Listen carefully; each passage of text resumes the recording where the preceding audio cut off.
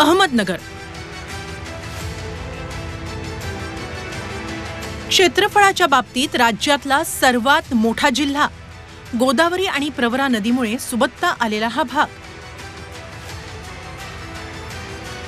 तर कायम दुष्काळी छायेत असलेले काही तालुके. पद्मश्री दिवंगत विठ्ठलराव विखेंच्या प्रवरानगर कारखान्यामार्फत सहकार चळवळीची मुहूर्तमेढ रोवणारा हा जिल्हा. ग्रामविकासाचा आदर्श उभा करणारे सामाजिक कार्यकर्ते अण्णा हजारे,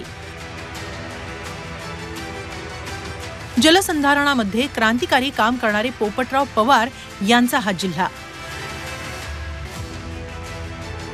मात्र दक्षिण नगरमधल्या अनेक समस्यांवर अजून उत्तर सापडलेलं नाही. संभाजीनगर आणि पुणे यांच्या मधोमध असूनही नगरमध्ये औद्योगिक वसाहतींचा विकास झालेला नाही. त्यामुळे बेरोजगारीचा प्रश्न सुटलेला नाही. कुकडी, साकळे, वांबोरी, चारी इथल्या सिंचनाचा आणि पाण्याचा प्रश्न कायम आहे. नगर जिल्ह्याच्या अहिल्यानगर नामांतराचा मुद्दाही निवडणुकीत कळीचा ठरणार आहे. आतापर्यंत रस्त्यांचा विकास रखडला होता.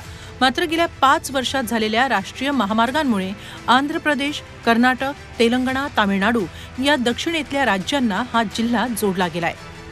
कधी काळी काँग्रेसचा बालेकिल्ला अशी अहमदनगरची ओळख होती.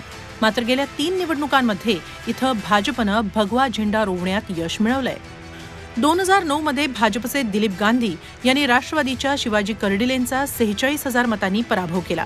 2014 मध्ये त्यांनी राष्ट्रवादीच्या राजीव राजळेंना 2 लाख मतांनी पराभूत केलं. 2019 मध्ये भाजपनं राधाकृष्ण विखे पाटलांचे चिरंजीव सुजय विखे पाटील यांना मैदानात उतरवलं. त्यांनी राष्ट्रवादीच्या संग्राम जगतापांना तब्बल 2.25 लाख मतांनी हरवलं. विधानसभेचा विचार केला तर सध्या राष्ट्रवादीचे 4 आणि भाजपचे 2 आमदार आहेत. यंदा भाजपनं पुन्हा एकदा डॉक्टर सुजय विखे पाटलांना उमेदवारी दिली आहे. तर आमदारकीचा राजीनामा देऊन निलेश लंके राष्ट्रवादी शरद पवार गटाच्या वतीनं लोकसभेच्या रणांगणात उतरणार आहेत. लंकेंचा तगडा जनसंपर्क पाहता विखे विरुद्ध लंके अशी जोरदार कांटिकी टक्कर इथं रंगणार आहे. जे काय आव्हान असेल ते पेलू आपण.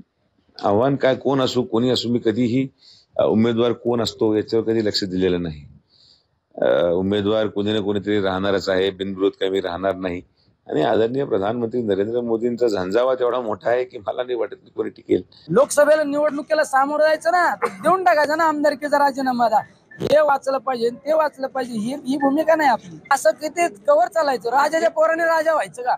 माझ्यासारख्या व्हायचंच नाही का? सगळे सोयरे आणि सोयऱ्या धायऱ्यांचं राजकारण हे नगरच्या राजकारणातलं प्रमुख वैशिष्ट्य. इथं विखे विरुद्ध थोरात असा उभा राजकीय संघर्ष आहे. या संघर्षात थोरातांचे नातेवाईक असलेले राजळे, त्यांचे नातेवाईक असलेले गडाख, कर्डिलेंचे जावई असलेले संग्राम जगताप आणि संदीप कोतकर नेमकी काय भूमिका घेतात यावर निवडणुकीचा निकाल अवलंबून असणार आहे. नगरमध्ये सुजय विखे विरुद्ध निलेश लंके असा थेट मुकाबला होतोय.